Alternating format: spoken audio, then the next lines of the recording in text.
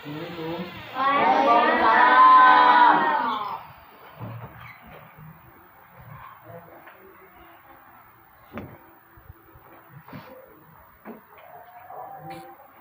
Oke, baik. Bismillahirrahmanirrahim. Assalamualaikum warahmatullahi wabarakatuh. Waalaikumsalam warahmatullahi wabarakatuh. Apa kabar semuanya? Alhamdulillah, luar biasa. Allahu Akbar. Alhamdulillah, wasyukurillah wa ni'matillah. Pada hari ini kita masih dalam keadaan sehat walafiat, sehingga kita masih bisa melaksanakan rutinitas kita, yakni belajar mengajar. Dan alhamdulillah untuk hari ini kita akan melanjutkan pembelajaran kita. Dan alhamdulillah untuk hari ini kita akan melanjutkan yaitu pembelajaran PAI. Oke, baik, sebelum kita mulai pembelajaran, silakan untuk ketua kelasnya mempersiapkan terlebih dahulu. Silakan berdoa. Itu.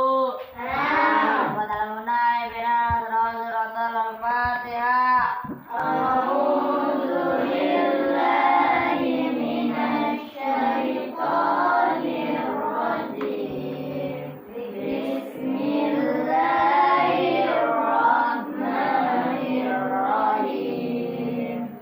Alhamdulillahi rabbil alamin.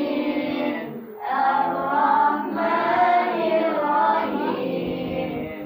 Maliki yaumiddin. Iyyaka na'budu wa iyyaka nasta'in. Ihdinas siratal mustaqim. Siratal ladzina an'amta 'alaihim ghairil maghdubi 'alaihim waladdallin. Bismillahirrahmanirrahim. Rabbi zidni ilman warzuqni fahman. Ya Allah, tambahkanlah ilmuku dan pertinggilah kecerdasanku. Amin. Bismillahirrahmanirrahim. Rabbi zidni wa liwalidayya warhamhuma kama rabbayani shaghira. Ya Allah, ampunilah dosaku dan dosa kedua orang tuaku. Sayangilah mereka sebagaimana mereka menyayangiku di waktu aku kecil. Rabbana atina fid dunya hasanah wa fil akhirati hasanah wa qina adzabannar. Salam para Pak Guru. Assalamualaikum warahmatullahi wabarakatuh. Waalaikumsalam warahmatullahi wabarakatuh. Oke, baik anak-anakku semua, sebelum kita belajar, silakan siapkan terlebih dahulu bukunya, silakan keluarkan pulpennya. Oke, baik, sebelum kita melanjutkan pembelajaran hari ini, Bapak akan mengabsen terlebih dahulu. Oke, untuk hari ini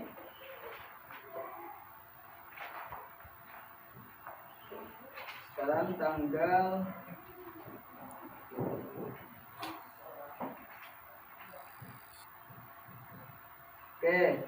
Dian Adira, oke. Agung, oke. Jaki, mana? Apa? Oke, Bapak.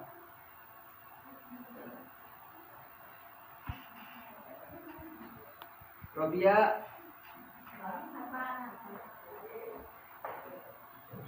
oke. Mariam, Adira, oke.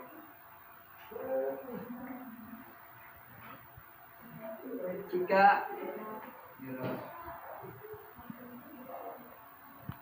Beja, Ada? Ada.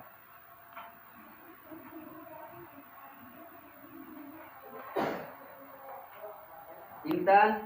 Oke, ada. Siti Umayyah? Oke.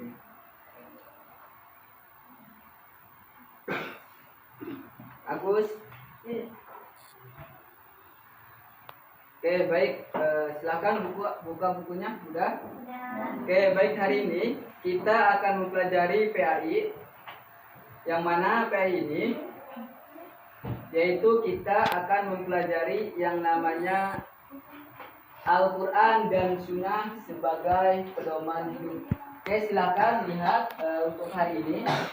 Oke, baik, untuk hari ini kita akan mempelajari Al-Quran dan Sunnah sebagai pedoman hidup.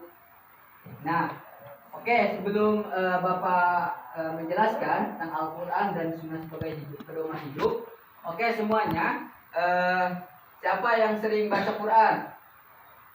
Baca Quran setiap hari? Pasti semuanya. Masa nggak baca Quran? Tahu baca Quran nggak? Baca. Oke, itu Agung sering baca Quran? Sering, benar ya. Biasa ada ini nggak? Baca Qurannya di mana? Pondok. Iya, di pondok ya. Alhamdulillah. Ya, Al-Quran itu kita harus sering dibaca, dan Al-Quran ini selain dibaca ada juga pengertian nih dari semuanya. Ada pengertian tentang Al-Quran. Apa sih Al-Quran? Ada yang tahu Al-Quran? Kayak ini sudah ada. Nah, Al-Quran ini adalah kitab suci umat Islam yang diturunkan kepada Nabi Muhammad Sallallahu Alaihi Wasallam. Oke. Nah, kitab Al-Quran ini diturunkan kepada Nabi Muhammad Sallallahu Alaihi Wasallam melalui perantaraan malaikat Jibril. Nah, kitab suci Al-Quran ini. Nah, kitab suci Al-Quran ini terdiri dari 30 juz. Kalau ayatnya ini ada 114 ayat.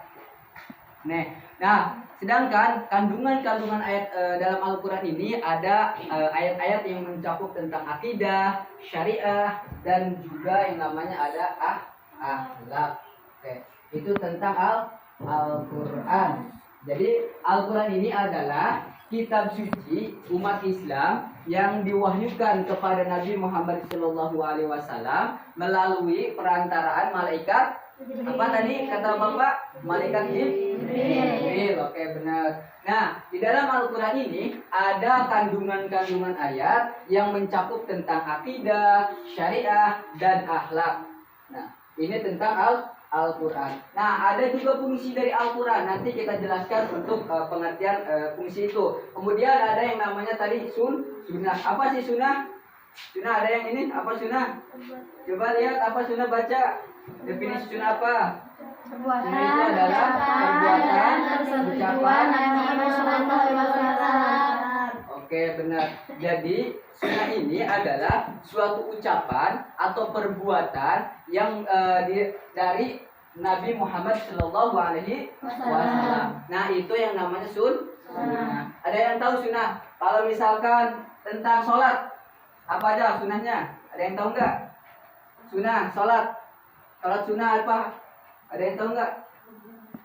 Sholat sunnah yang pernah kalian tahu sholat apa? Tahajud. Terus apa lagi? Sholat duha, benar. Ada yang tahu lagi apa? Sholat sunnah apa lagi?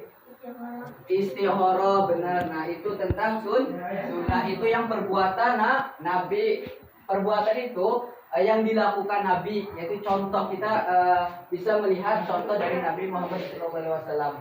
Jadi selain ini perbuatan sholat, apa lagi tentang sunnah? Ada lagi yang tahu? Sunnah. Puasa sunnah, ada yang tahu? Puasa sunnah contohnya nih. Sholat puasa sunnah apa? Yang kalian tahu? Senin, Kamis, betul. Mariam, ada lagi? Sholat sunnah? Puasa apa? Rajab, benar. Ini Agus. Ada lagi? Oke. Selain ini perbuatan, ada juga ucapan. Nah, ucapan-ucapan Nabi ini, ucapan yang memang keluar dari mulut Nabi ini sesuai, jujur. Ada yang tahu sifat Nabi itu ada berapa? Empat. Satu sidik, dua sidik artinya Benar. Tablik artinya Menyampaikan. Patona pin. Benar. Oke, satu lagi tadi apa? Sidik, amanah, patona, tablik. Sidik artinya Benar. patona pin. Tablik menyampaikan. Satu lagi apa?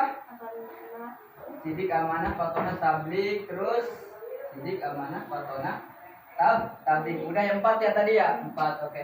Nah itu tentang sifat Nabi Muhammad SAW. Kalau sunnah ini ada perbuatan, baik perbuatan, ucapan, dan persetujuan Nabi Muhammad SAW itu dinamakan dengan sunnah. Nah, kandungan dari sunnah ini juga ada petunjuk praktis dan penjelas terhadap Al-Quran. Jadi, Al-Quran ini diperjelas lagi dengan yang namanya sunnah. Oleh Nabi Muhammad SAW dijelaskan kembali tentang Al-Quran ini.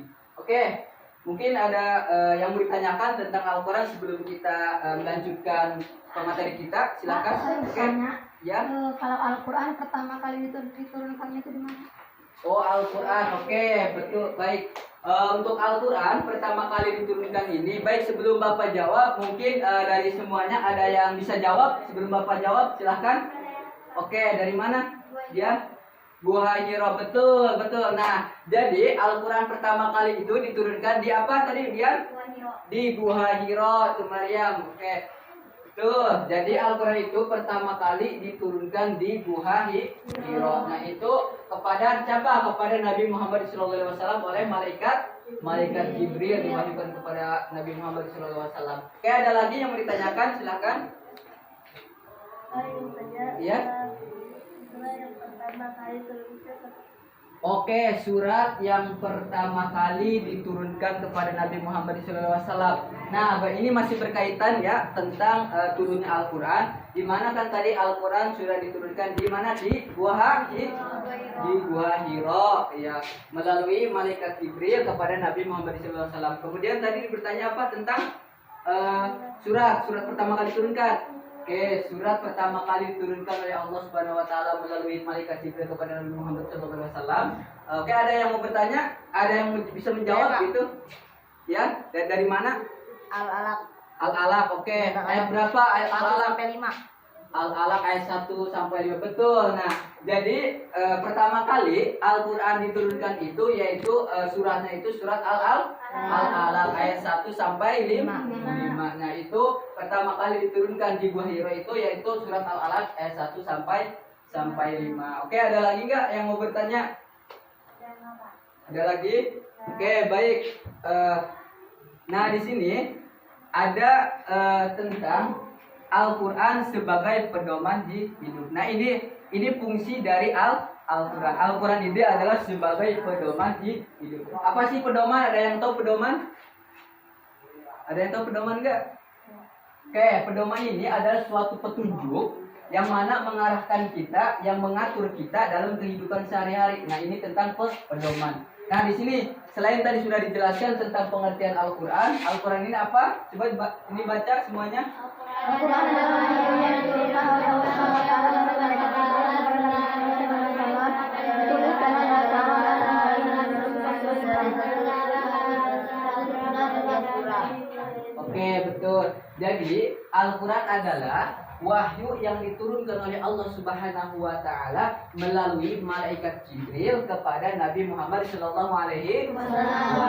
Tadi kan sudah dijelaskan Al-Qur'an itu diturunkan. Terus surat apa tadi? Yang pertama kali surat apa? Al-Alaq ayat berapa? 1 sampai 5. Di mana itu? Pertama kali turun Al-Qur'an di Gua Hiro. Ya, diwahyukan di Gua Hiro. Nah, selain pengertian Al-Qur'an ini kemudian ada fungsi dari Al-Qur'an. Jadi selain kalian membaca Al-Quran setiap hari, kalian juga harus tahu ini fungsi Al-Quran itu apa sih. Nah, fungsi Al-Quran ini salah satunya yaitu sebagai pedoman atau yang namanya petunjuk hidup, yaitu menyediakan pedoman tentang cara hidup yang benar.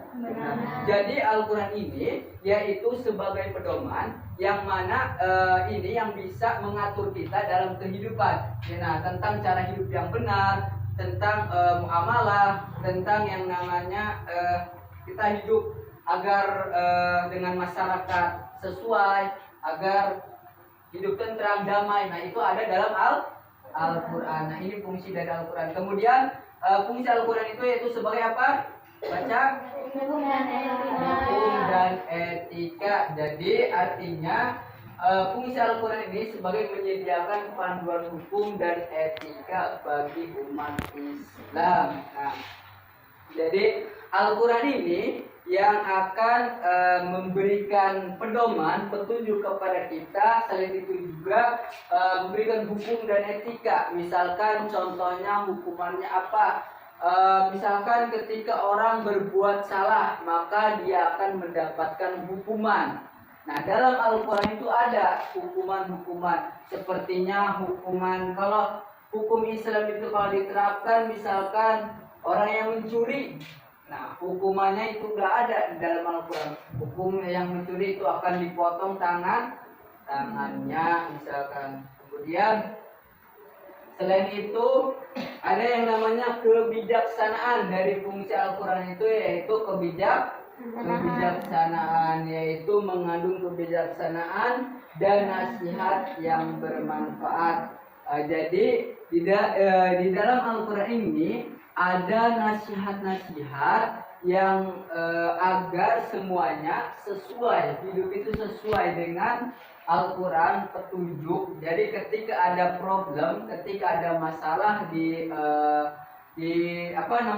dunia ini, jadi kita kembali lagi kepada Al-Quran. Ketika kita mengetahui fungsi dari Al-Quran ini, insya Allah hidup kita akan yang namanya terjaga. Hidup kita akan namanya, kalau misalkan ketika galau kembali lagi kepada Al-Quran. Nah, contohnya misalkan di sini siapa nih yang sering galau? Contohnya dia lah. Hidup saya katanya, hati saya kalau bahasa ininya lagi galau, lagi kurang, pikiran saya kurang jernih atau pikiran stres lah kalau bahasa ininya. Nah, kita kembali lagi kepada Al-Quran. Al-Quran itu ada. Contohnya seperti halnya ayat surat Ar-Ra'd ayat 28. Nah, di dalam surat Ar-Ra'd ayat 28 ini di mana menjelaskan tentang bagaimana agar hati kita itu menjadi tenang dan tentram, ya kan? Iya. Jadi dari Quran surat Ar-Ra'd ayat 28 ini di mana di situ dijelaskan ada cara bagaimana agar hidup kita ini tenang, bahagia, yaitu salah satunya itu dengan cara fadzukurullah, yaitu dengan mengingat kepada Allah. Maka ketika kita mengingat kepada Allah, maka hati kita akan menjadi tentram. Itu tentang fungsi Al-Quran. Oke, ada yang mau ditanyakan tentang fungsi Al-Quran? Oke, ada nggak yang menanyakan tentang fungsi Al-Quran? Udah paham ya? Jadi fungsi Al-Quran itu sebagai pedoman hidup kita. Oke, betul. Oke, silakan, mungkin mau dicatat dulu, nggak apa-apa. Silakan untuk Al-Quran sebagai pedoman hidup. Silakan pengertiannya apa, fungsi Al-Quran. Silakan tulis dulu. Oke. Tulis.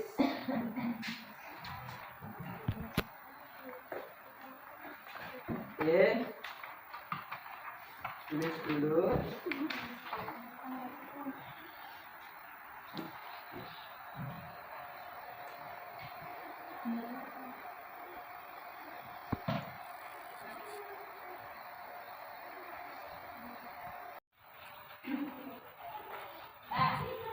Oke. Baik, udah anak-anak semuanya udah ditulis? Oke, baik. Oke, tadi tentang Al-Quran sebagai pedoman hidup. Nah, nanti tentang pengertian Al-Quran, tentang fungsi Al-Quran. Ada yang bertanyakan sebelum kita melanjutkan? Silakan. Ada Pak. Ya, silakan. Ada yang bertanya? Fadil apa? Tentang pedoman hidup dalam Al-Quran ada nggak Pak? Oh, ayat tentang pedoman hidup dalam Al-Quran. Oke, sebelum kakak menjelaskan, ada yang tahu? Ada yang ayat pedoman tentang Al-Quran? Ada yang tahu nggak? Belum ada ya? Oke, jadi ada beberapa ayat itu nanti pembelajaran nih. Itu tentang contoh, kayak benar. Kayak di sini ada contoh ayat Al-Quran sebagai pedoman. Yang pertama yaitu contohnya dalam Quran surat Al-Baqarah ayat 153. Oke, nah ini contoh tentang Al-Quran sebagai pedoman hidup. Nah, ini contoh-contohnya nih. Benar nggak sih kalau Al-Quran itu sebagai pedoman hidup? Mana sih contoh ayatnya? Nah, contoh ayatnya ini ada dalam Quran surat Al-Baqarah ayat 153. Oke, semuanya ada yang hafal nggak surat Al-Baqarah ayat 153? Benar? Oke, coba bacakan. Bismillah. Bismillahirrahmanirrahim. Ya ayyuhalladzina amanu ista'inu bis-sabri was-salati innallaha ma'as-sabirin. Oke, betul. Artinya apa? Baca artinya. Orang-orang yang beriman, jadikanlah sabar dan sholat sebagai penolongmu. Sesungguhnya Allah berserta orang-orang yang sabar. Oke, betul. Nah, jadi dalam Quran surat Al-Baqarah ini sudah jelaskan tuh, hai orang-orang yang beriman, jadikanlah sabar dan salat sebagai penolongmu. Sesungguhnya Allah beserta orang-orang yang sabar. Jadi, nah ini ayat Al-Quran tentang pedoman. Jadi, ketika seseorang nih di sini nih ingin mendapatkan pertolongan dengan cara apa? Mendapatkan pertolongan dengan cara sabar dan sholat. Nih, sabar dan sholat sebagai penolong muslimin, Allah beserta orang yang sabar. Karena ini contoh tentang ayat Al-Quran sebagai pedoman hidup. Kemudian ada lagi tentang tentang apa nih? Allah tidak membebani seorang melainkan sesuai dengan kesanggupannya. Jadi dalam Quran surat Al-Baqarah ayat 228 ini yaitu tentang Allah menguji manusia itu tidak melebihi kesanggupannya. Ada yang apa enggak? Surat Al-Baqarah ayat 286. Ada? Oke, Fadil, silakan baca. Bismillahirrahmanirrahim. La yukallifullahu nafsan illa wus'aha ma kasabat wa 'alaiha ma kasabat. Yang artinya Allah tidak membebani seseorang melainkan dengan sesuai dengan kesanggupannya. Oke, betul Fadil. Jadi itu yang tadi sudah dijelaskan, sudah dibacakan oleh saudara Fadil, di mana dalam Quran surat Al-Baqarah ayat 286 ini yaitu tentang Allah tidak akan memberikan ujian atau cobaan melebihi batas kemampuan makhluknya. Nah, Allah tidak membebani seorang melainkan sesuai dengan kesanggupannya. Kemudian ada lagi nih contohnya, contoh ayat Al-Quran sebagai pedoman yaitu dalam Quran surat An-Nisa ayat 36. Ada yang hafal enggak surat An-Nisa ayat 36? Hafal? Hafal enggak? Coba kalau enggak bisa buka Qurannya, silahkan. Apa? Silahkan baca.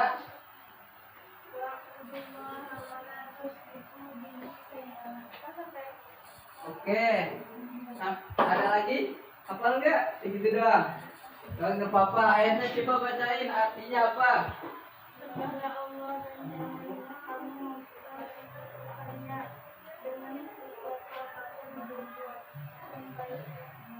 Kepada ibu, kerabat, anak yatim, orang. Nah inilah contoh-contoh ayat Al-Quran tentang sebagai pedoman. Nah, contohnya ini, jadikan sholat dan sabar sebagai penolong. Kemudian Allah tidak membebani suatu makhluk sesuai dengan kesanggupannya. Kemudian tentang apa? Tentang perintah jangan mempersekutukan Allah dan selalu berbuat baik kepada ibu, bapak, kerabat, anak yatim dan orang miskin. Nah, itulah contoh ayat Al-Quran sebagai pedoman. Kayak baik, ada yang mau ditanyakan nggak dari tentang ayat Al-Quran sebagai pedoman? Oke. Oke, baik. Selanjutnya ada yang namanya implementasi dalam kehidupan sehari-hari. Jadi selain tadi fungsi Al-Quran sebagai pedoman, nah ini ada penerapan Al-Quran di dalam kehidupan sehari-hari. Oke, kenapa? Kamar mandi. Oke, silakan Bapak. Oke, baik. Tadi kita tentang pedoman, contoh ayat Al-Quran tentang pedoman hidup. Kemudian sekarang kita akan menjelaskan tentang yang namanya implementasi dalam kehidupan sehari-hari.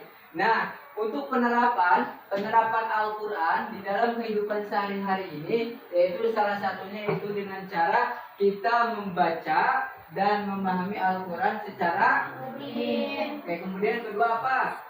Menerangkan ajaran Al-Quran dan memperlakukan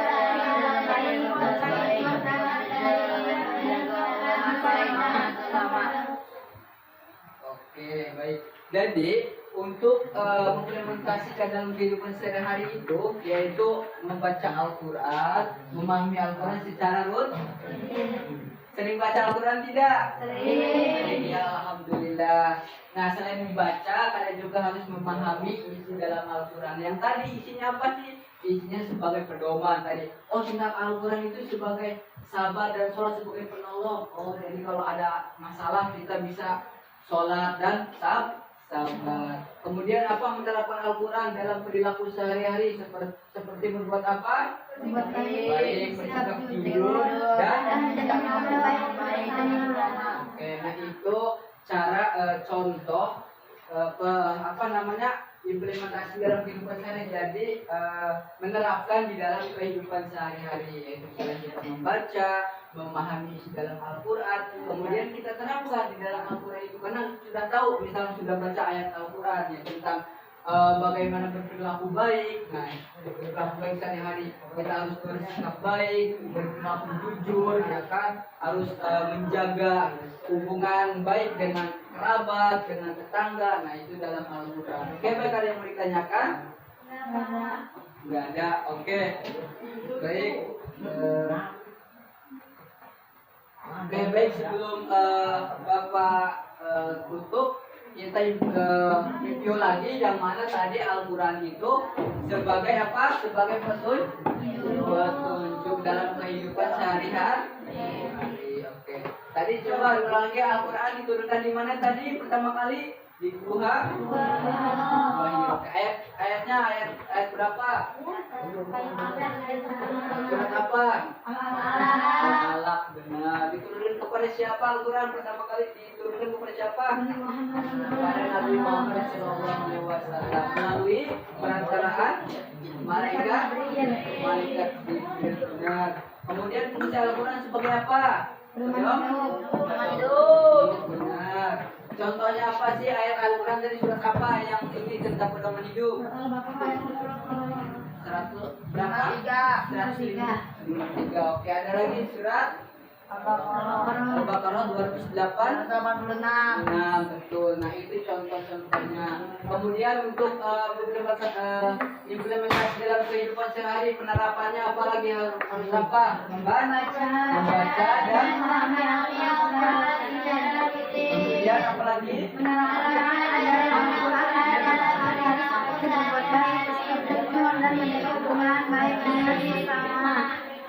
Oke, baik, itulah tentang Al-Quran dan Sunnah. Oke, baik, itu tentang Al-Quran. Untuk pembelajaran kemudian selanjutnya kita nanti akan mempelajari tentang Sunnah dan apa saja sih bagian-bagian dari Sunnah. Nah, itu nanti kita akan mempelajarinya itu. Oke, baik, ada yang mau ditanyakan sebelum kita akhiri? Enggak ada. Oke, baik. Karena waktunya sudah mencukupi untuk hari ini.